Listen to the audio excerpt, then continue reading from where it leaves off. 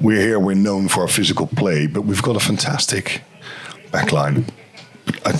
The usage, what I see, this, and again, I'm an amateur. Don't get me wrong, but I see that that's not utilized as much. And I know you are a back originally. So how can we get more creative in that space, or making ourselves less predictable? Or that's well, you took on it that you had to simplify a little bit, but yeah, I think it's having experience in those key positions in 9 and 10 to realise, right, this is the time to get the backs the ball, or this is the time to keep it in the forwards. Probably in the early part of the year, we were going wide when we should have played tight. We were going tight when we should have played wide. But that comes with learning and time in the saddle.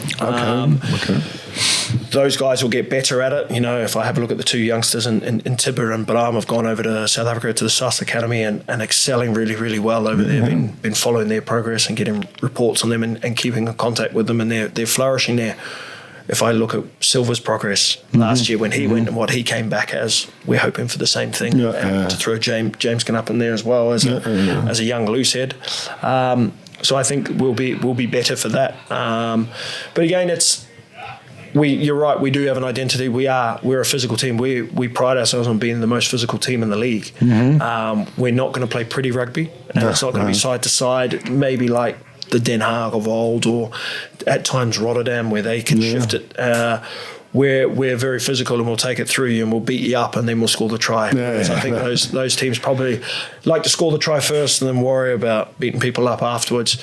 That's the only way, and we're proud of that, and we've accepted that. Our backline players can still be dangerous. You have a look at Bam's form at the back end of the season. Not many teams wanted to kick, which meant they tried to run through us, and they run into Francis, who I'm watching out here with his shirt off, which is not a sight that most people would want. We stepped on that. We had some horizon pollution here, so ladies and gentlemen, if you've seen that, sorry for that, but okay, we've tried to block it out here. No, look, we are utilising them. It's popping up. It's getting them to understand that sometimes the ball's not going to make its way out to them. They have to come in and look for it and look for those opportunities. And again, look, the form of Walter Rotas, the form of Bam in the back end of the season, Benny McCarthy and Sam Sugar, they were very, very dangerous. So there's ways to get our backline in, and the boys it clicked on how they can get more involved in the game while still playing around our strength and being effective in doing it. So, like I said, it's going to be different. I think the way the game's evolving with the laws that are going to come in, I think you're going to see teams playing a little bit tighter and a little bit more physical. And there's going to be loads of opportunities in and around the ruck for us to be able to pick off. Just with the laws that are coming in. So look, I think we're in a good place. I think the backs there are ticking along nicely and understanding. We'd love to see lovely set piece strikes, but if it's a wet day, which generally here in the Netherlands it is, we tend to have those. It's better to just win that scrum penalty, kick it in the corner, and we can roll them over. But that's not to say that we don't play some highly entertaining stuff. So this is so overall, if I hear correctly, indeed there is a plan. Things have evolved. We got to where we wanted to be. We weren't indeed in the top 4, and it was just like this, and we could have been in the final. So that's achieved. So that's a good thing. And indeed, we have a lot of progress when it comes to youngsters. Is there now up front you would think, okay, this is something I'm probably going to do different in the coming season, or the build up, or anything, or that you said, okay, listen, well, this is.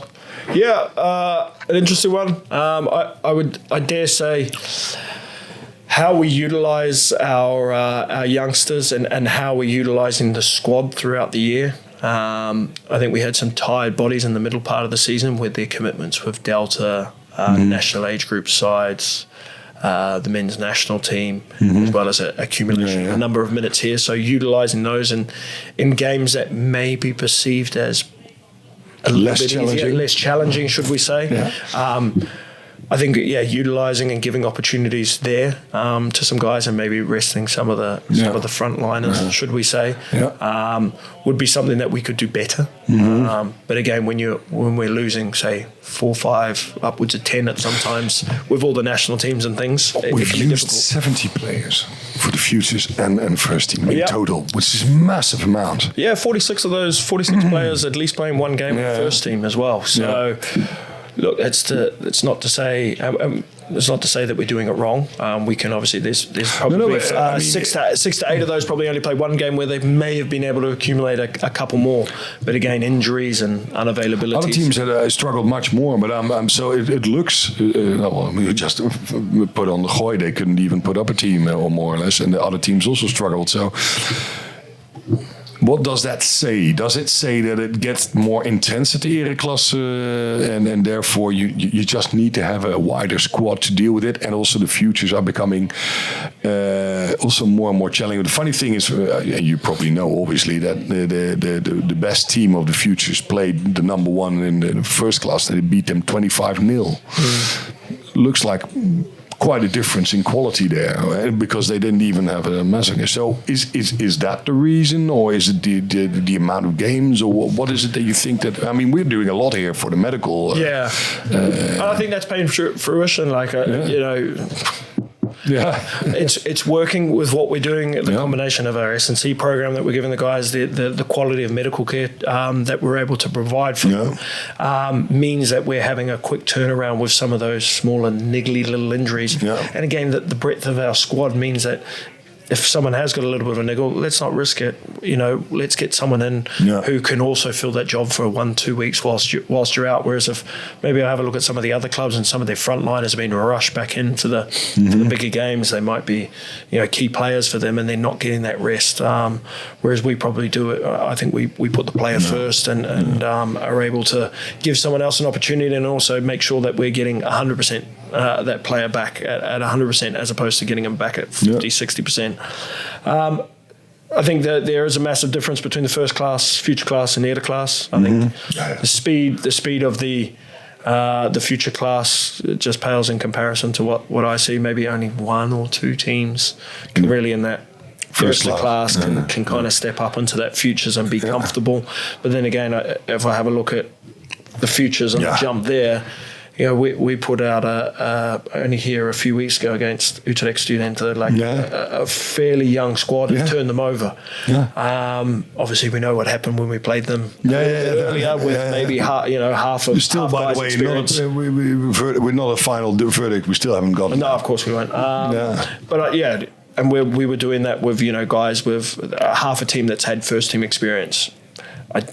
Should they get up, and that's not to say that they will, which I think both Breda and ARC will win those games, but if they do, that doesn't bode well, and especially if you're a student club and you're only recruiting from students, it might be a tough time, and that's the last thing you want to see. Obviously, we saw Askram drop out of the league a couple of years ago. Massively. And what we don't want to do is start the season off, have guys get disheartened, step out of the league. To be fair to Rotterdam students, they found it tough going, but they stuck at it last year, obviously with the bottom six. But now with no top six, bottom six, I think it becomes an unenviable task for. And it's going to stay like this, right? The competition is going. Competition's going to stay so for another year with the 12 teams and playing home and away with the winter stop, which I think is a very good thing. That competition's going to stay. So, but I've said it a number of times, and interestingly, speaking to a couple of referees and a couple of other coaches and players as well, they're tending to think that maybe less is more. Considering the quality, I dare say the Hague boys, when we played them a couple of weeks ago, best game, they said that's the games they want to play in. They don't like playing in the games where they win by 70, 80, 90 points. You don't learn a hell of a lot. It's not much fun. It's not challenging. It's not challenging, and guys tend to step away because of the not having the challenge. So I dare say, look, moving towards a 10 or an 8 and maybe having the Futures and Colts playing a part of that is definitely the way to go. And I think that will progress the league and actually grow it a lot more, the strength of it, to bring on potential commercial sponsors or things like that, people to broadcast. And then once we have that set up, then we can look at maybe expanding outwards. But I think having, some stronger clubs there and a stronger competition to start with is a good start. Makes sense. So Mitch, next year, top 4 again, at least? That's the aim. That's the goal. It always will be. And I think, like I said, we've got a squad more than capable of doing that and continue on their development. Yeah, cool. This year, no long break back to New Zealand? No. Still paying off Christmas. So it'll be nice to stick around a little bit. And look, before you know it, we'll be back here again, starting off the preseason, getting ourselves ready to. When go. does that start actually? No, it's not going to be till August. But the way that time flies by. Okay. Before you know it, we'll be back here again, and me and you'll be previewing a season. Yeah, absolutely. Well, great to have you. Thanks, Mitch. Thanks, and Dan. See you next season.